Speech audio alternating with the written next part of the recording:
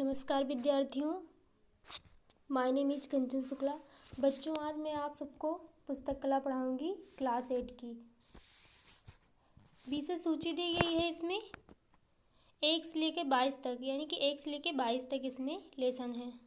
Lesson 1 शिल्प कला यानी कि क्राफ्ट। लेसन 1 का नाम है क्राफ्ट। आज हम क्राफ्ट पढ़ेंगे, लेसन 1 का अध्ययन करेंगे। मनुष्य अपने जीवन के प्रत्येक क्षेत्र में अधिक से अधिक सुंदरता तथा आकर्षक चाहता है। कला के द्वारा मानव जीवन के विभिन्न पक्षों को आकर्षक एवं सुंदर ढंग से प्रस्तुत करने का प्रयास किया जाता है। सभ्यता के विकास के साथ साथ मनुष्य ने अनेक कलाओं का भी विकास किया। मनुष्य द्वारा विकसित की गई कलाओं ने उसके जीवन को सुविधाएं प्रदान की हैं तथा उसे सुंदरता भी प्रदान की है। कला का अर्थ देखेंगे, मीनिंग ऑफ क्राफ्ट यानी कि मीनिंग ऑफ आर्ट। कला की परिभाषा देखेंगे। वस्तु को आकर्षक और सुंदर बनाना मानव जाति का प्रयास रहा है, जो किसी न किसी रूप में सुंदर दिखे। इस प्रकार हम कह सकते हैं कि मानव निर्मित वह रचना जो जीवन को आनंद प्रदान करती है तथा जीवन में सरलता एवं सुंदरता लाती है, कला कहलाती है। जो जीवन में सुंदरता एवं सरलता लाए उसे कला कहा जाता है। कला ही अनुमत सौंदर्य से होती है। कला अनुमत सौंदर्य से होती है। कला का स्वरूप भावनात्मक और उपयोगी होता है। अतः जिस गुण या कौशल के कारण किसी वस्तु में उपयोगी एवं सुंदरता आ जाती है उसे कला की संज्ञा दी जाती है। वस्तु को आकर्षक और सुंदर बनाने के लिए कला का सहारा लेना पड़ता है। कला ही हमें सिखाती है कि किसी वस्तु को सुंदर और आकर्षक बनाया जाए। यानी कि विद्यार्थियों, कला हमें सिखाती है कि सुंदर वस्तु को कैसे सुंदर बनाया जाए और आकर्षक बनाया जाए। कला ही हमें जो है सिखाती है। कला के प्रकार, टाइप्स ऑफ आर्ट। कला क्षेत्र अत्यंत व्यापक है। यानी कि विद्यार्थियों, कला का क्षेत्र अत्यधिक विस्तृत है।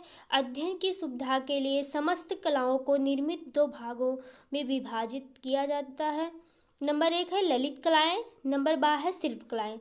नंबर का है ललित कलाएं। ये कलाएं अंतर मन को छू लेती हैं, अर्थात इन कलाओं का संबंध मन तथा हृदय से होता है। यानी कि ललित कलाओं का संबंध मन तथा हृदय से होता है, अतः इसे भावनात्मक कलाएं भी कहा जाता है। ललित कलाओं को हम भावनात्मक कलाओं के नाम से भी जानते हैं। इनको देखने एवं सुनने से आनंद की प्राप्ति होती है।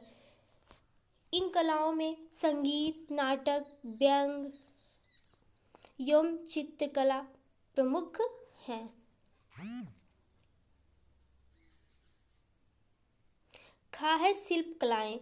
वह मानव उपयोगी कलाएं हैं। इन कलाओं के द्वारा किसी भी मानव उपयोगी वस्तुओं में इच्छा अनुसार परिवर्तन करके सुंदर, आकर्षक और उपयोगी बनाया जा सकता है। चूँकि ये कलाएं हस्त से निर्मित होती हैं, अतः इन्हें हस्तकलाएं भी कहते हैं। बच्चों, शिल्प कला को हस्तकला के नाम से जानते हैं क्योंकि इसमें हाथ के द्वारा वस्तुओं का प्रयोग किया जाता है, हाथ द्वारा वस्तुएं बनाई जाती हैं, इसलिए हमें इसे हस्तकला के नाम से भी जानते हैं। शिल्प कला या हस्तकला, क्राफ्ट। किसी वस्तु को बनाने के लिए शिल्प और उन वस्तु को अधिक सुंदर और आकर्षक बनाने के लिए हमें कला की आवश्यकता होती है। किसी वस्तु को बनाने के लिए शिल्प और वस्तु को अधिक सुंदर और आकर्षक बनाने के लिए हमें कला की आवश्यकता होती है। अतएव किसी वस्तु को बनाकर उसे सुंदर बनाना ही शिल्प कला है। यानी कि कोई वस्तु उसे सुंदर बनाया जाए, वही शिल्प कला है। शिल्प कला की परिभाषा, डिफिनीशन ऑफ क्राफ्ट। शिल्प कला या हस्तकला अंग्रेजी के शब्द क्राफ्ट का हिंदी पर्याय है। क्राफ्ट शब्द अंग्रेजी के 5 अक्षर से मिलकर बना होता है।